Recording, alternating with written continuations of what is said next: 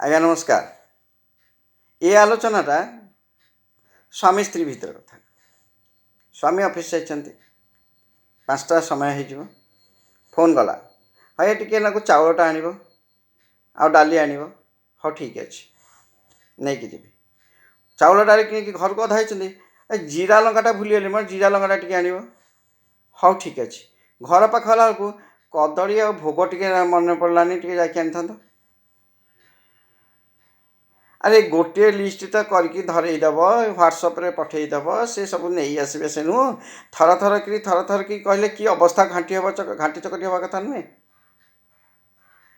ଦ୍ୱିତୀୟ କଥା, ଯଦି ବି ସ୍ୱାମୀ ଘରକୁ ଆସିଲେ ସେମିତି ପରିସ୍ଥିତି, ଆଳୁ ପାଇଁ ଯାଇଛନ୍ତି, ବାଇଗଣ ପାଇଁ ଯାଇଛନ୍ତି, ଅଧା ବାଟ ହେଲାକୁ ପୋଟଳ ଆଣ, ଜିରା ଆଣ, ସୋରିଷ ଆଣ। ଏସବୁ ଆମର ପିଲାଦିନେ ସପ୍ତାହକୁ ଥରେ ମା' ଲିଷ୍ଟ କରିଦେଉଥିଲେ, ଏଇ ଜିନିଷ ତକ ଆସିବ, ସପ୍ତାହକ ପାଇଁକି ଆସିବ। ପରିବାଟା ଅଫିସ୍ ଯାଉଛନ୍ତି, ପରିବାଟା ଅଫିସ୍ରୁ ଆସିଲା ବେଳକୁ ସକାଳୁ ଗଲାବେଳକୁ କହିଦେଇଥିବେ ଏଇ ପରିବାଟା ଟିକେ ନେଇ ଆସିଥିବ। ଆଉ ଆସିଲା ପରେ ଆଉ କିଛି କହିବେନି। ତାଦ୍ୱାରା କ'ଣ ହେବ, ମାନସିକ ସ୍ଥିତି ପୁଅମାନଙ୍କର ଠିକ୍ ରହିବ, ସମୟଟା ବଞ୍ଚିବ, ପେଟ୍ରୋଲ ଖର୍ଚ୍ଚ ବଞ୍ଚିବ। ବାରମ୍ବାର ସହର ଭିତରକୁ ଯିବା ଆସିବା ଭିତରେ, ବ୍ୟତିବ୍ୟସ୍ତ ଭିତରେ ଦୁର୍ଘଟଣାରୁ ମଧ୍ୟ ରକ୍ଷା ପାଇବ। ଘରକୁ ଆସିଲା ପରେ ମଣିଷ ଟିକେ ଶାନ୍ତିରେ ବସିବ। ଏଇସବୁ କାମକୁ ଟିକେ ଧ୍ୟାନ ଦେବା ଉଚିତ। ଆମ ପିଲାଦିନେ ମନେ ସପୋଜ ଗଣେଶ ପୂଜା 2 ମାସ ପରେ ଅଛି, 2 ମାସ ପୂର୍ବରୁ ବାପା ମା' ମାନେ ପୁଅର ଗଣେଶ ପୂଜା କି ଝିଅର ଗଣେଶ ପୂଜା ଯାଇକି ସାର୍ଟ କିଣି ନେଇଥିବେ। କାହିଁକି ନା ସାର୍ଟ ଗୁଡ଼ାକର ଶେଷ ସମୟରେ ହେଲେ ବଛାବଛି ହେଇଯାଇଥିବ। ସେ ଧାରାଟା ଉଠିଗଲା ଆଜ୍ଞା। କାଲି ଗଣେଶ ପୂଜା, ଆଜି ତଡ଼ି ହେଇକି ଯିବେ, ବଛାବଛି କରିବେ, ଏ ଷ୍ଟୋର୍ ସେ ଷ୍ଟୋର୍ ଆଣିବେ। ପିନ୍ଧିଲା ବେଳକୁ ମୋତେ ଛୋଟ ହେଲା, ବଡ଼ ହେଲା, ଇଏ ହେଲାନି, ସାଇଜ୍ ହେଲାନି, କାରଣ ସେଥିରେ ପୁଣି ଅଶାନ୍ତି। ଘରେ ଗୋଟେ ଯଦି ମ୍ୟାନେଜମେଣ୍ଟଟା ଠିକ୍ ରହିବ, ତାହେଲେ ମାନେ ଘର ଭିତର ମାନେ ଅଶାନ୍ତିଟା ବେଶୀ ହେବନି। ମ୍ୟାନେଜମେଣ୍ଟ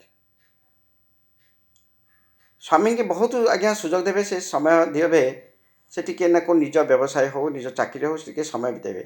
ଯେତେ ଟାଇମ୍ ସ୍ୱାମୀମାନେ ୟୁଜ୍ କରିବେ, ଆପଣଙ୍କର ସେତିକି ଅର୍ଥଟା ଆସିବ।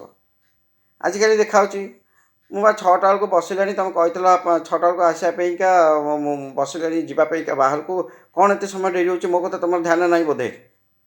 ଆଉ ସେଣେ ଯଦି ବସ୍ରୁ ଅଟକେଇ ଦେଲା, କିମ୍ବା କୌଣସି ଗୋଟେ କ୍ଲାଏଣ୍ଟ ଆସିଗଲା, କିମ୍ବା କେଉଁଠି ଗୋଟେ ବିଜନେସ୍ର ସୋର୍ସଟା ଆସିଲା, ସ୍ୱାମୀ ଯଦି ଏନ୍ଗେଜ୍ ହେଲା, କ'ଣ ଛାଡ଼ିକି ପଳେଇ ଆସିବେ? ଏଣେ ପୁଅ ମୁଣ୍ଡକୁ ଆସା, ସେଣେ ତେଲ ଘଡ଼ିକି ଆସା, ପଇସାକୁ ଆସା, ଏଣେ ନିଜ ବୁଲିବାକୁ ଆସା। ଆଟଲିଷ୍ଟ ସପ୍ତାହରେ ଦିନେ 2 ଦିନ ଆପଣ ବୁଲିବାକୁ ରଖନ୍ତୁ। ତେଣୁ କେତେ ଗୁଡ଼ିଏ କଥା ଅଛି ଆଜ୍ଞା, ସମାଜରେ ଚଳିବାକୁ ହେଲେ କେତେଟା ଘଟଣା ଆଉକୁ ଯଦି ଆମେ ଜଗିଦେବା, ସ୍ୱାମୀ ସ୍ତ୍ରୀ ଭିତରେ ମଧ୍ୟ ସୁସମ୍ପର୍କ ରହିବ, ଅର୍ଥର ମଧ୍ୟ ସଞ୍ଚୟ ହୋଇପାରିବ, ଏବଂ ଭାବର ଦିଆନିଆ ବି ଠିକ୍ ହୋଇପାରିବ। ସମାଜଟାରେ ସବୁ ପରିବାର ସୁଖରେ ଚଳିପାରିବେ। ତେଣୁ ମୋର ଅନୁରୋଧ, ସପ୍ତାହକୁ ଥରେ, ଶନିବାର ହେଉ ରବିବାର ହେଉ, ସେ ସପ୍ତାହର ସଉଦାପତ୍ର ଲିଷ୍ଟ, ପରିବା ଲିଷ୍ଟ ସ୍ୱାମୀକି ଧରେଇ ଦିଅନ୍ତୁ, ସେ ନେଇ ଆସନ୍ତୁ।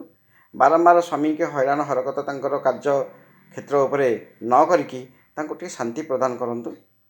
ଅନେକ ଫ୍ୟାମିଲିରେ ଆଜ୍ଞା ହେଉଛି ବୋଲି ମୁଁ ଦେଖିକି କହୁଛି ଆଜ୍ଞା। ମୁଁ ତ ମନକୁ କିଛି କହୁନି, ମୁଁ ଦେଖୁଛି, ଶୁଣୁଛି, ପୁଅମାନଙ୍କର ଦୁଃଖ ଶୁଣିକି ମୁଁ ଆପଣମାନଙ୍କୁ ଏଇ ମାଧ୍ୟମରେ କହୁଛି।